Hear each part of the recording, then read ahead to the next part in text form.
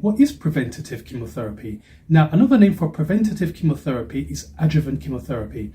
This is a type of treatment that's normally used after the original cancer or tumor has been removed by surgery. And the whole aim of this chemotherapy treatment is to prevent the original cancer cells from coming back. So what happens is after surgery, you remove as much of the tumor as possible, including all the margins, known as the bulking. And in some cases, when you do a scan or several tests, it tells you that they could not pick up any traces of the cancer.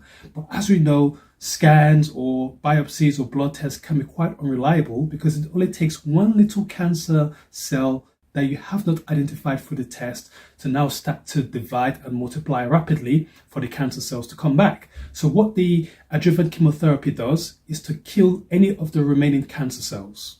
And what you find out with this treatment is that it all depends on if the cancer has been caught early or if it's been caught late. Now, if it's been caught early, that is a good prognostic sign, while if it's been caught late, there's always a high chance that despite the chemotherapy, the cancer might come back. So usually you're monitored over a period of time.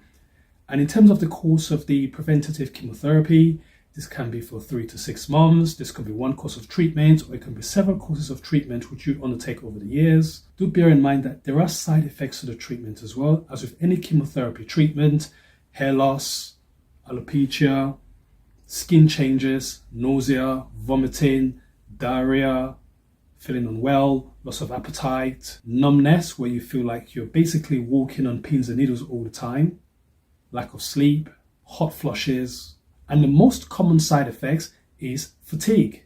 Now, this is a type of fatigue that's different from after you've had a run or if you've been working hard all day. This is a fatigue where you totally feel like you just cannot do anything at all. You're completely exhausted. And this is one of the side effects of chemo that people dread. Preventative chemotherapy is very good for breast, bowel, and lungs, but it can also be used for other types of cancers.